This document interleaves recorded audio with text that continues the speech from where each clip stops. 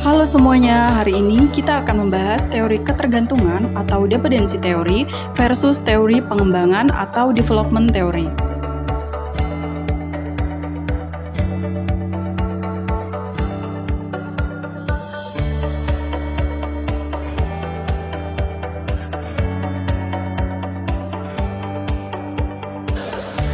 Baik, langsung saja kita membahas pada teori yang pertama, yaitu teori ketergantungan atau teori dependensia.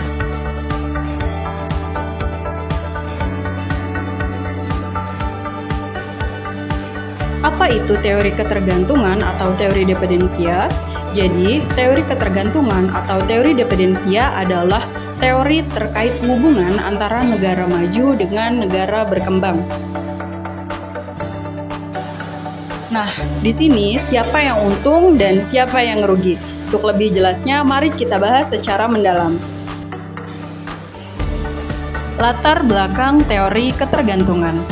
Teori ketergantungan merupakan bagian dari teori struktural. Teori struktural adalah teori yang menentang teori modernisasi.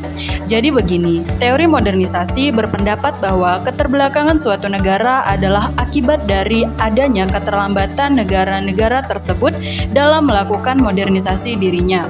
Namun, pendapat ini dibantah oleh teori struktural yang berpendapat bahwa kemiskinan negara ketiga disebabkan karena adanya eksploitasi dari negara-negara yang lebih maju. Nah, dari kedua teori inilah melahirkan teori ketergantungan. Teori ketergantungan lahir dari dua induk. Induk pertama lahir dari ahli ekonomi liberal yang bernama Raoul Prebisch, dan yang kedua adalah pemikir Marxis yang bernama Paul Baran.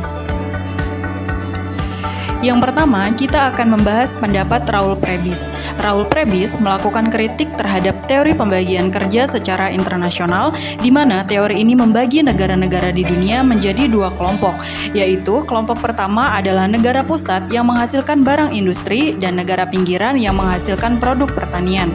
Menurut teori ini, keduanya saling melakukan hubungan perdagangan, saling beruntung dan sama-sama kaya.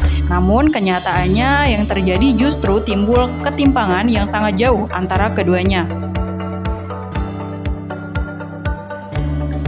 Alasan kesenjangan menurut Prebisch disebabkan oleh beberapa hal berikut. Yang pertama adalah pendapatan yang naik tidak akan menaikkan konsumsi untuk makanan, melainkan justru menaikkan konsumsi akan barang-barang industri.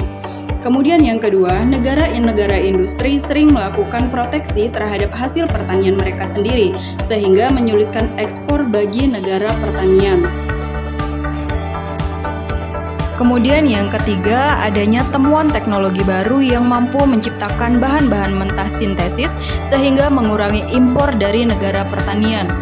Selanjutnya yang keempat, barang-barang hasil industri akan dijual lebih mahal dibandingkan penjualan bahan-bahan hasil produksi pertanian. Nah, empat hal inilah yang akan mengakibatkan defisit semakin meningkat di negara pinggiran. Prebisch menyimpulkan bahwa negara pinggiran tidak akan berubah apabila hanya mengandalkan ekspor barang-barang primer. Menurut Prebisch, negara-negara terbelakang harus melakukan industrialisasi dengan memperhatikan beberapa aspek. Aspek yang pertama adalah proteksi yang diperoleh dari pemerintah dan juga industri-industri besar terhadap industri-industri bayi. Kemudian aspek yang kedua adalah substitusi impor, di mana barang-barang yang diimpor mulai dikurangi produksi dalam negeri.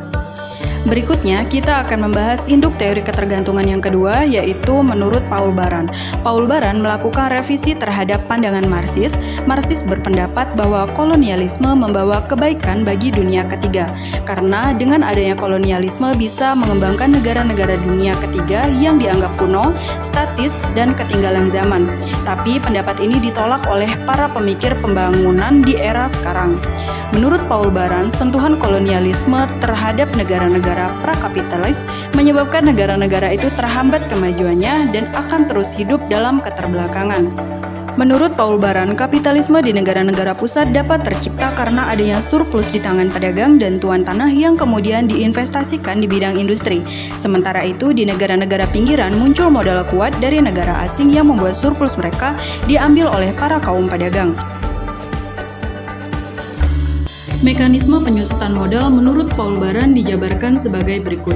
Dalam dunia ketiga terdapat kelas-kelas masyarakat yang meliputi tuan tanah, yang juga produsen hasil-hasil pertanian, pedagang, industriawan, dan adanya pedagang yaitu pemodal asing yang memiliki modal yang besar. Orang asing ini datang untuk memperoleh bahan mentah dan bahan murah untuk dibawa pulang serta untuk menjual barang-barang industrinya. Dalam prakteknya, tentu pihak tuan tanah dan pedagang yang dapat bekerja sama dengan orang asing ini dan pihak industriawan yang dirugikan karena barang-barang industrinya tergeser oleh barang industri yang dibawa oleh orang asing. Permintaan proteksi kepada pemerintah juga ditolak dengan berbagai alasan. Oleh karena itu, negara asing yang menjadi korban cenderung mempertahankan pertanian, sementara barang-barang industrinya mereka impor.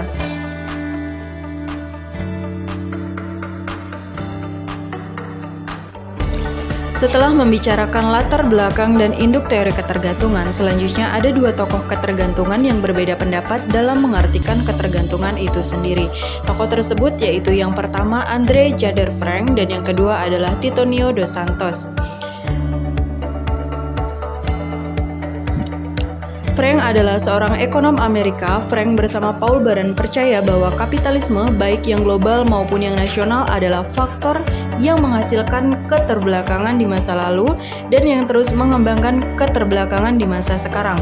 Frank memberi istilah negara metropolis untuk negara pusat dan negara satelit untuk negara pinggiran. Tiga komponen menurut Frank: yang pertama, modal asing, kedua, pemerintah lokal, negara satelit, dan ketiga, kaum borjungsi.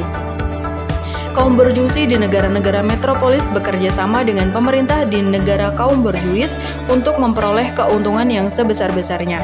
Akibat kerjasama ini muncul kebijakan-kebijakan pemerintah yang menguntungkan modal asing dan borjuisi lokal seperti tuan tanah dan pedagang, tetapi meningkatkan kepentingan rakyat. Keuntungan dan pertumbuhan ekonomi akan keluar dan diserap oleh modal asing. Keuntungan ini tidak akan menetes ke bawah seperti yang diperkirakan oleh teori trickle-down effect. Lantas, kenapa sih pembangunan tidak bisa dilakukan tanpa kekuatan asing? Sebenarnya secara teoritis bisa, tetapi pada prakteknya hal ini sulit untuk dilakukan. Tanpa adanya campur tangan modal asing, negara-negara satelit harus melakukan produksi sendiri yang membutuhkan modal yang besar, teknologi yang canggih, dan juga mereka harus berusaha keras untuk mendapatkan pangsa pasar produk mereka di tengah pasar dunia yang telah dikuasai oleh perusahaan-perusahaan multinasional.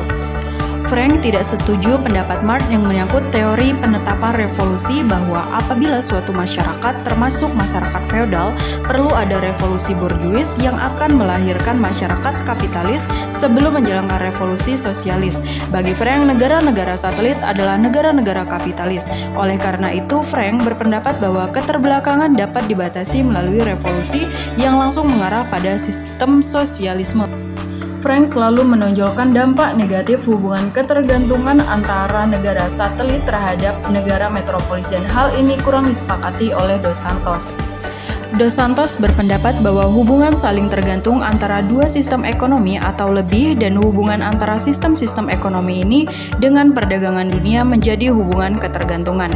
Apabila ekonomi negara dominan bisa berekspansi dan berdiri sendiri, sedangkan ekonomi negara tergantung mengalami perubahan hanya sebagai akibat adanya ekspansi tersebut, baik secara pasif maupun negatif. Ada istilah yang disebut dengan ketergantungan yang tidak setara. Hal ini dimaksudkan seperti ini. Apabila negara metropolis mengalami kemajuan, maka negara satelit ikut berkembang. Apabila negara metropolis mengalami guncangan, maka negara satelit akan ikut terguncang. Namun, apabila negara-negara satelit terguncang, tidak membawa dampak besar bagi negara metropolis. Dos Santos membedakan tiga jenis ketergantungan. Pertama, ketergantungan kolonial yang melibatkan dominasi politik. Yang kedua, ketergantungan industrial di mana negara-negara pinggiran menjadi satelit dari negara-negara pusat karena kekuatan finansial dan industrial masih dikuasai negara pusat. Dan ketiga, ketergantungan teknologi industrial di mana negara pusat menanamkan modal dalam kegiatan industri di negara pinggiran, yang kemudian hasil produksi itu juga dijual di negara pinggiran. Selain itu, seringkali negara pusat menyewakan mesin industri kepada negara pinggiran dengan perjanjian paten. Mengapa negara satelit sering kesulitan memasarkan barang-barangnya di dalam negeri? Hal tersebut disebabkan karena beberapa hal berikut. Yang pertama, upah yang dibayar kepada buruh sangat murah dengan tujuan agar barang-barang produksi juga dapat dijual murah kepada masyarakat miskin. Akibatnya daya beli buruh pun melemah. Kemudian yang kedua, teknologi padat modal yang digunakan membuat jumlah pekerjaan menyusut. Dan yang ketiga, larinya keuntungan ke luar negeri membuat mengeringnya modal untuk membentuk industri nasional sendiri. Karena faktor tersebut, Dos Santos berpendapat bahwa kapitalisme bukan pemecahan masalah, tapi justru penyebab timbulnya masalah.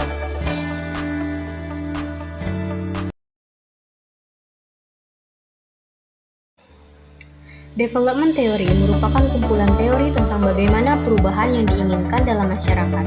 Teori ini merupakan teori penyempurna teori Millennium Development Goals atau MDGs yang memiliki 8 tujuan utama. Adapun teori development yang dikenal dengan sebutan Sustainable Development Goals atau SDGs yang memiliki 17 tujuan.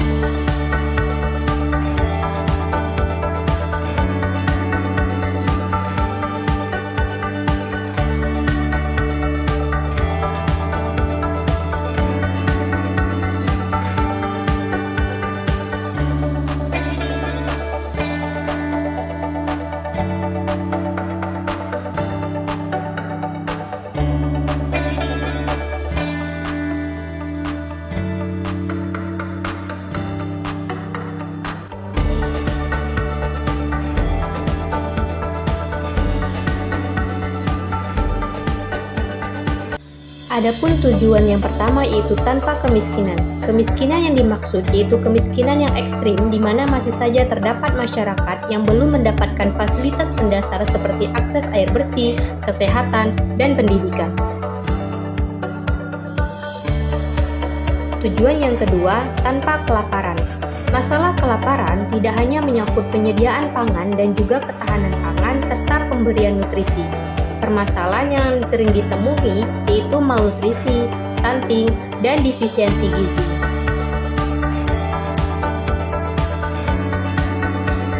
Ketiga, kehidupan sehat dan sejahtera. Tujuan ini menyangkut angka kematian ibu dan bayi, penyakit menular, narkoba, dan kesiapan pandemi.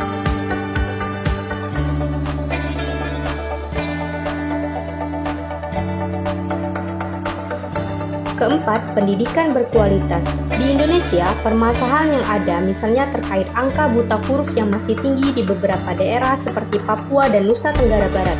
Pendidikan untuk masyarakat difabel, masyarakat adat, masyarakat tradisional memiliki angka yang masih rendah. Kelima, kesetaraan gender. Pada poin ini, masalah yang dihadapi adalah tingginya pernikahan anak, kekerasan fisik dan seksual, program keluarga berencana atau KB, serta jumlah perempuan dalam kursi pemerintahan. Keenam, air bersih dan sanitasi. Yang menjadi perhatian di sini adalah terkait masalah kualitas dan kuantitas air 3T, yaitu terlalu banyak, terlalu sedikit, dan terlalu kotor. Akses air bersih dan sanitasi layak, serta pemberdayaan sumber air yang tidak merusak danau, lahan kritis, dan daerah aliran sungai. Ketujuh, energi bersih dan terjangkau. Solusi ini ditemukan untuk daerah yang belum dijangkau listrik, serta pemanfaatan energi terbarukan seperti air, surya, dan panas bumi, serta bioenergi. 8. Pekerjaan yang layak dan pertumbuhan ekonomi. Akibat pandemi, kemiskinan dan pengangguran meningkat, jumlah pekerjaan anak di bawah umur meningkat serta menurunnya pendapatan UMKM dan akibatnya mengakibatkan menurunnya pendapatan nasional. 9. Industri, inovasi, dan infrastruktur.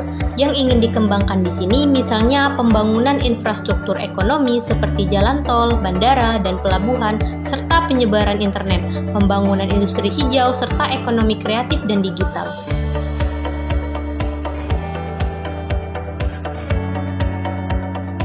10. Berkurangnya kesenjangan. Kesenjangan yang dimaksud ditemukan di ekonomi daerah tertinggal, diskriminasi dan pelanggaran HAM, perlindungan WNI di luar negeri, sistem pajak, dan kepemilikan lahan. 11. Kota dan permukiman yang berkelanjutan. Di sini yang ingin diperbaiki yaitu ketersediaan rumah layak huni, jumlah sampah perkotaan, kawasan kumuh, transportasi pembangunan pusat kota baru di luar daerah, serta kota hijau. 12. Konsumsi dan produksi yang bertanggung jawab. Yang dimaksud dengan tindakan yang bertanggung jawab adalah pengelolaan sampah terkait 3R, pengurangan sampah plastik, pengembangan industri hijau, serta kebijakan energi fosil.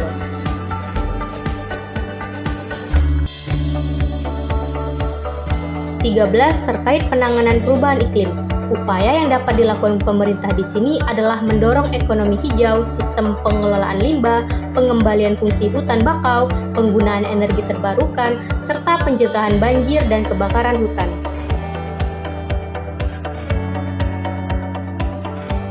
14. Ekosistem lautan. Masalah pada lautan Indonesia misalnya wilayah pengelolaan perikanan, kawasan konservasi perairan, pemberantasan pencurian ikan, rehabilitasi habitat, serta ekosistem pesisir. 15. Ekosistem daratan. Adapun masalah pada daratan ialah berkurangnya hutan, hewan, dan tumbuhan terancam punah, serta penebangan dan penambangan ilegal. 16. Terkait perdamaian, keadilan, dan kelembagaan yang tangguh. Yang ingin ditingkatkan yaitu akses bantuan hukum, keamanan, kekerasan terhadap anak, serta pemberantasan korupsi.